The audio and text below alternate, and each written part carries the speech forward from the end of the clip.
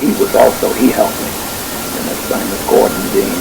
That's, okay. Gordon Dean. The guy that wound up at the AEC. He was chairman of the AEC.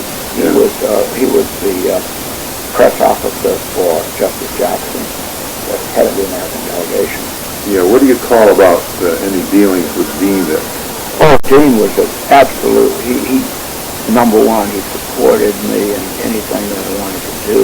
He let it be known that if I wanted access to anybody in the American delegation, that he would certainly get it for me if I wanted it. So with other delegates, he would serve as liaison and talk to anybody.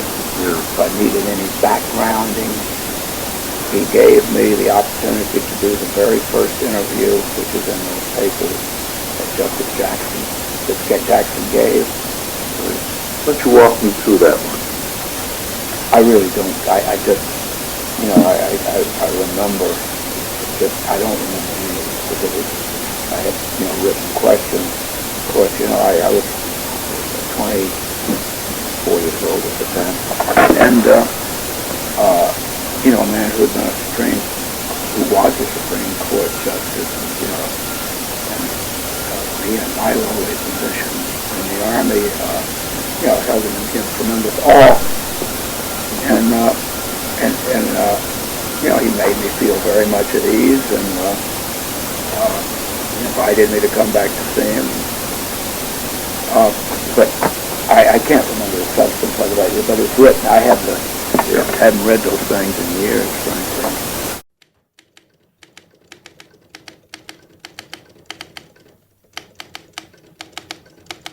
The American Forces Network, Palace of Justice, Nuremberg, Germany, 31 January 1946.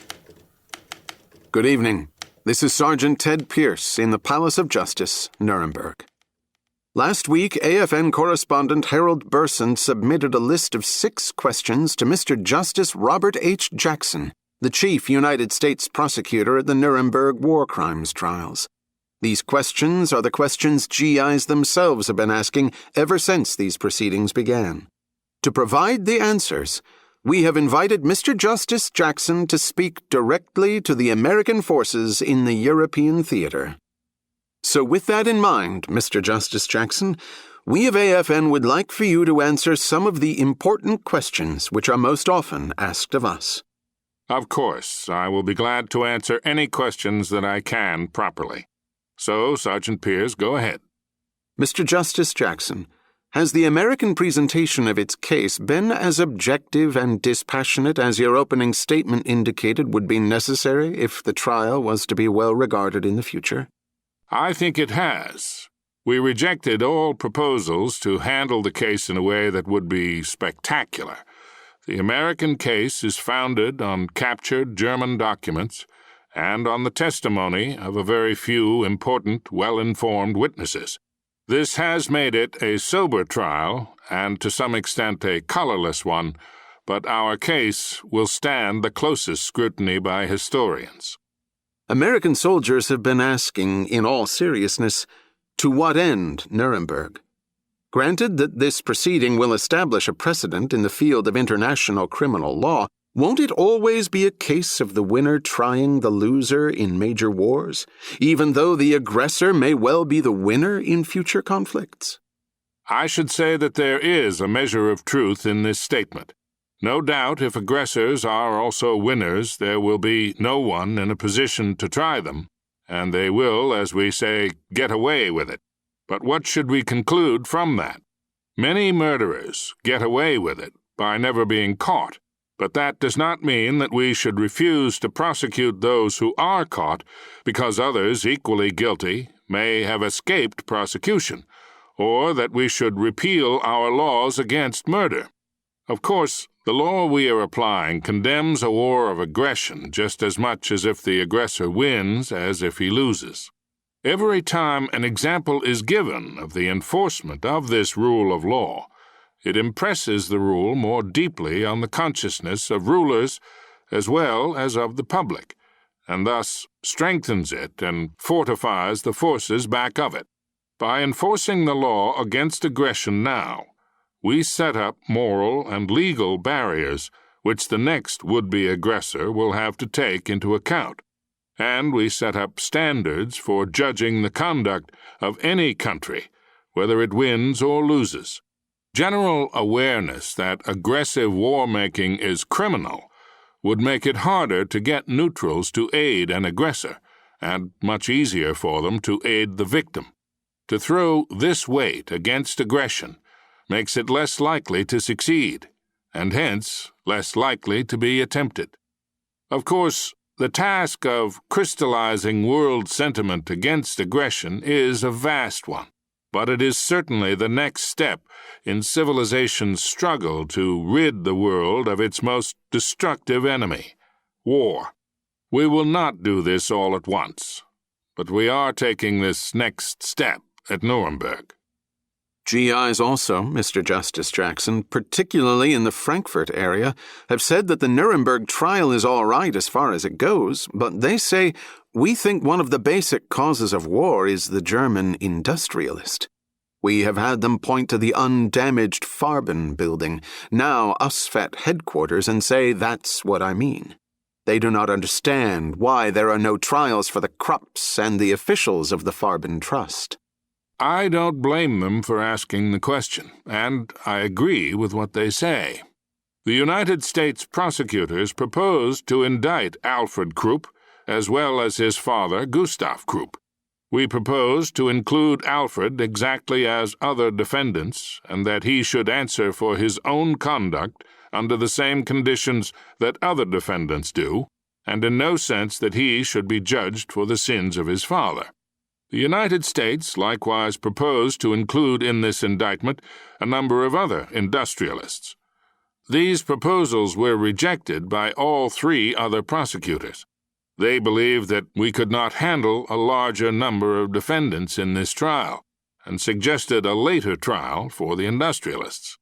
I believed we could handle a larger number, even if it took somewhat longer, and doubted whether we could go through a second trial, repeating much of the same evidence against a new group of defendants. I feared that failure to include them in this trial would mean they never would be tried. Time only will tell which was right. But I would emphasize that the disagreement among prosecutors was a difference in judgment as to procedure, and that there has never been any disagreement among the prosecutors with the GI, who points to the industrialist as one of the chief causes of the war.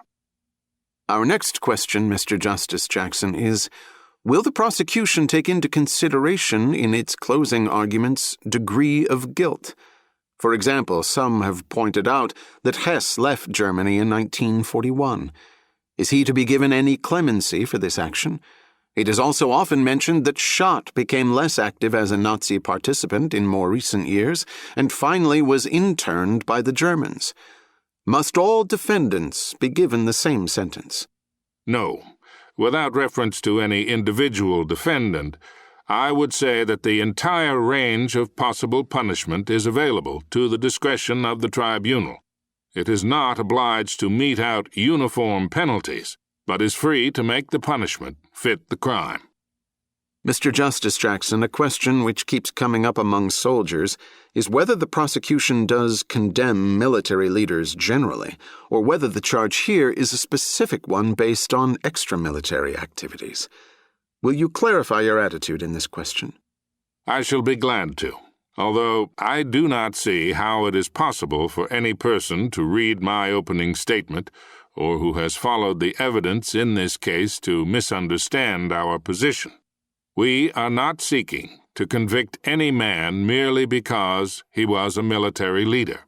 We are not trying soldiers because of their profession, any more than we are trying the several defendants who happen to be lawyers for being lawyers. The fact is that we are accusing these military leaders of violating their own code of honor and of behaving in utterly unmilitary fashion, as, for example, in executing grounded American airmen, in mistreating prisoners of war, in resorting to slave labor and other specific crimes. We are also accusing them of inciting an illegal war of aggression, Our contention is not that being generals made them guilty of crime, but that being generals is no excuse for committing crimes. Are the mechanics of the trial as fair as you outlined in your opening address, so that history can never say that the winners merely used the trial as an excuse to kill off the losers? For example, have the defendants the privilege of calling witnesses, and can they actually get the witnesses they want? Since the victors hold most of the documents as a result of capture, do the defendants have sufficient access to these documents to select those which might be used in refutation of the documents entered by the prosecution? Long before the trial started, the prosecutors began to safeguard this trial against the charge of unfairness in these respects. No defendant in the United States is provided so much free service. Each of these defendants has counsel of his own choice, and if he made no choice, counsel was appointed. They were free to have former Nazi Party members if they chose to do so. These lawyers are paid, transported, fed, and housed in Nuremberg by the United States Army. Before the tribunal met in Nuremberg, we established a defendants' information center in a large room in the courthouse and placed in charge an officer, one enlisted man, and one civilian, all of whom spoke German, and all of whom had had legal experience.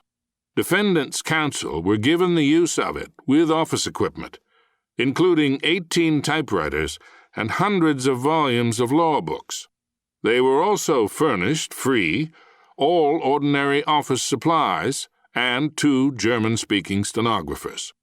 The information center has been kept open throughout the day until 10 o'clock at night, including Sundays. Every day at this center, the counsel for defendants are furnished a list of documents to be used in the court by the prosecution the following day. They are also provided in advance with 10 copies of our prosecution trial briefs, 5 bound copies of the document books that accompany the trial briefs, 25 extra copies in English of each document to be used, 2 photostatic copies in German of the stenographic transcript of the entire court proceedings, and 5 copies of it in English. Defense counsel are furnished on request any relevant evidentiary documents or books in possession of the prosecution at Nuremberg. Each counsel has filed a list of witnesses or documents not at Nuremberg which he desires. The tribunal passes on whether they are reasonably necessary to the defense, and if so, it instructs the appropriate military authorities to locate and provide for the production of the witnesses or the documents sought. In some cases, it has been thought not necessary to bring the witnesses from other countries, but the defense is allowed to submit questions to be asked of them. The amount of service being given them is not because they deserve it, but in order that no one can claim to be a martyr in the future. We are taking every precaution to see that this trial is not discredited by any possible unfairness of the procedure toward the defendants. Thank you, Mr. Justice Jackson, for your answers to our questions this evening. From them, I feel sure that American soldiers throughout the European theater will have a much clearer picture of what is happening here in Nuremberg. This has been an exclusive interview with Mr. Justice Robert H. Jackson, on leave from the United States Supreme Court as the Chief American Prosecutor at the War Crimes Trials, Nuremberg. This is Ted Pierz, returning you to the AFN Newsroom, Frankfurt.